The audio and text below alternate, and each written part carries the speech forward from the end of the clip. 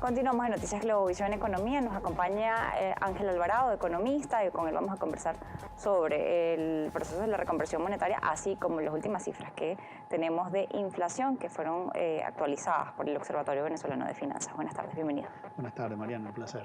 Bien, la reconversión monetaria efectivamente se da a través de un comunicado de prensa emitido por Banco Central de Venezuela, restarle 6 ceros a la moneda, básicamente, bueno, por la situación que ya habíamos conversado en otras ocasiones sobre los temas contables que se estaban dando en el país.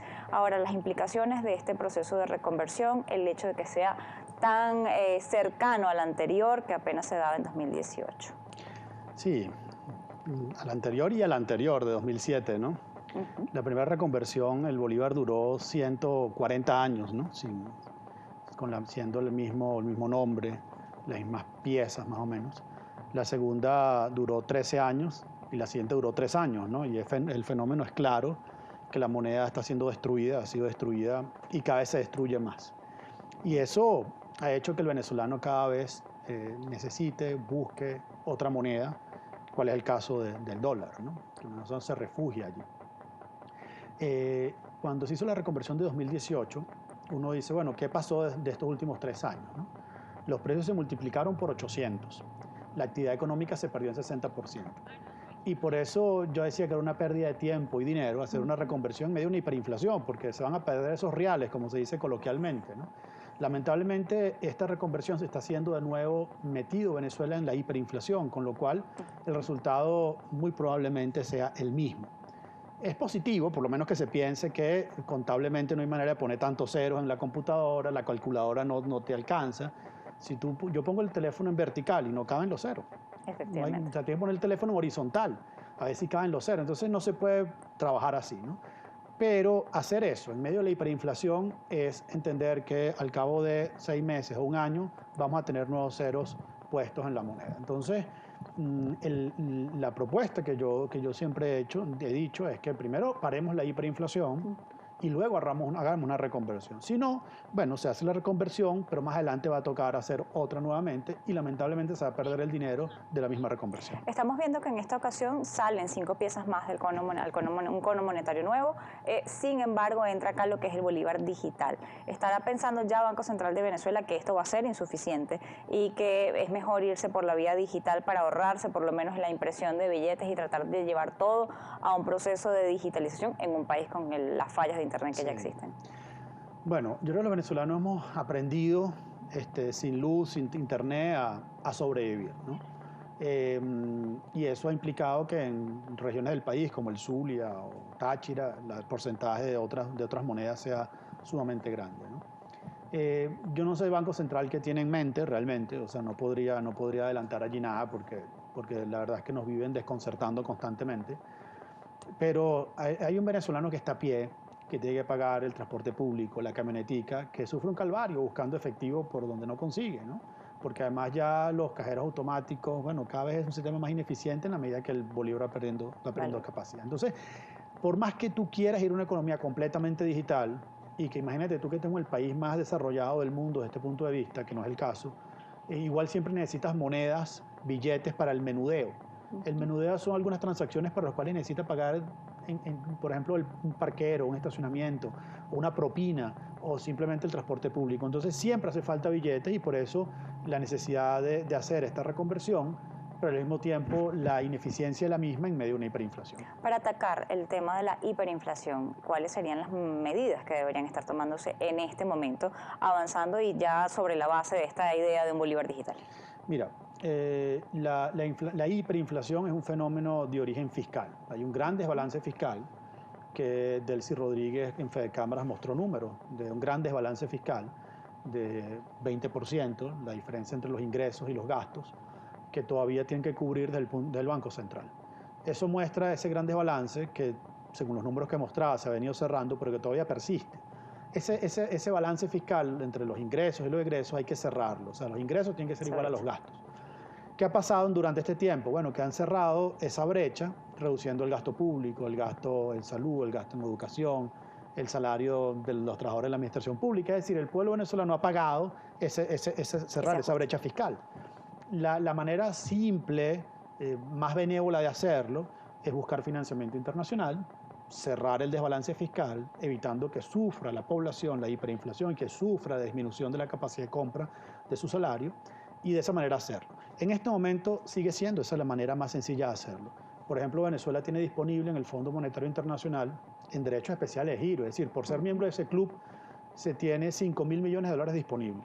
Y lamentablemente no se puede acceder porque tienes un Banco Central que no es reconocido por el Fondo Monetario, una institucionalidad que está sumamente rota, y que creo que por allí viene la solución institucional, restablecer una institucionalidad reconocida por todo el mundo, y una vez que tengas institucionalidad que permitas tener líneas de crédito, líneas de financiamiento, financiamiento con otros países y con organismos multilaterales, dedicar ese dinero a cerrar la brecha fiscal y con eso paras en seco la hiperinflación. Efectivamente quisiera saber sobre eso, esos recursos, de llegar a obtenerlos este gobierno o el que sea que esté, ¿a dónde deberían llevarse? A las reservas internacionales. Entonces esos recursos van directamente a reservas internacionales, las reservas internacionales se llenan y el tipo de cambio se estabiliza. Pero aquí el tema es que el tipo de cambio se te encabrita de repente. ¿Y no implica eso lograr aumentar niveles de producción para generar Claro. básicamente otro tipo de ingresos en la nación? Exactamente, eso es más o menos cómo funcionaría esto, ¿no? Tú estabilizas el tipo de cambio y la banca podría empezar a restablecer el crédito. Porque si tú tienes bolívares todo el tiempo, bueno, el que más sufre una hiperinflación es la banca, que el activo que tiene todo está en bolívares, ¿no? Entonces, a la banca se le prohibió ingresos para el país. Efectivamente, de hecho, en caso de esto veíamos ayer los líderes mundiales ya hablando sobre la necesidad de tomar medidas drásticas en cuanto a esta materia, y Venezuela, que está básicamente fundamentado en este tipo de energía, tiene que pensar en el futuro y en lo que es la productividad en el resto de las áreas que tenemos en la nación, porque además tenemos muchas cosas que desarrollar en las que no hemos avanzado. Hacemos la pausa, ya volvemos. Alvarado, economista y también miembro del Observatorio Venezolano de Finanzas. Ángel, hablamos en el segmento anterior sobre los efectos que esto va a tener en cuanto a lo que es el tema macroeconómico del país, pero en el venezolano, ¿cómo lo van a sentir? Muchas personas piensan o dudan que una reconversión implica una devaluación de la moneda, cosa que no es el caso, pero sí en algunos casos es aumento de los niveles de inflación. Ustedes reportaban ayer el último índice de inflación y daba 19%, el de mes de julio. ¿Crees que para el mes de agosto se va a sentir o ya va a empezar a pensarse en esto luego de que entre en vigencia el 1 de octubre? Bueno, mira, aquí hay el segundo semestre del año tiene dos grandes hitos, ¿no? Uno, la reconversión en octubre, que te decía durante la pausa que normalmente hay un redondeo hacia arriba, que es inevitable, y yo creo que hay que advertir al SUNDE que no vayan a salir a meter preso a nadie porque eso es inevitable, o sea, va a haber un redondeo y es producto de la misma reconversión, que la gente actualiza precios, remarca precios, y eso nosotros ya lo vimos en 2018, tiene un impacto inflacionario. Y el otro es el episodio electoral. Es así. Y el episodio electoral no es que inflación, porque tuvimos un dígito bajo el mes pasado, un dígito que no superó el 50% yo creo que todavía no se puede cantar victoria. Y en primer lugar, tienes un segundo semestre con muchos eventos electorales, monetarios, laborales, que van a presionar el tipo de cambio, van a presionar los precios, y por eso pues no presagio que es mancillar el nombre, la imagen de Bolívar, ¿no?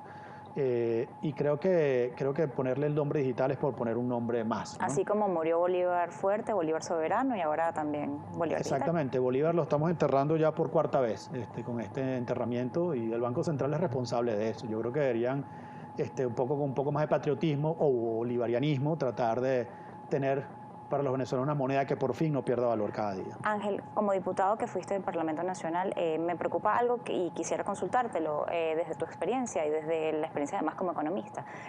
Dentro de los eventos que también están próximos a ocurrir es que hasta el 15 de octubre deberían presentar el presupuesto de la Nación, proyectar un proceso, una inflación, proyectar un barril de petróleo, proyectar los ingresos de la Nación. ¿Cómo se va a hacer en este caso? ¿Debería cambiar la forma en la que se piensa el presupuesto de la Nación? ¿Aprovechar este momento?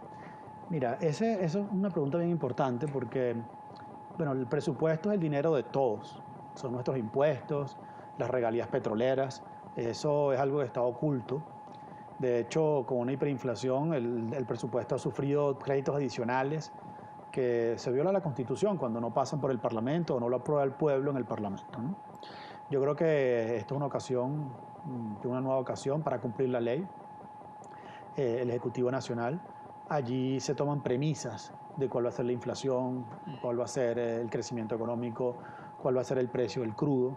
Y creo que es una herramienta fundamental. Y hay unos colegas que están muy empeñados en la presentación de un presupuesto y junto a ese presupuesto también saber, por ejemplo, cuál es el déficit fiscal y cuáles son una gran cantidad de variables macroeconómicas que el Banco Central y el mismo Ministerio de Finanzas siguen sin dar a conocer al pueblo venezolano.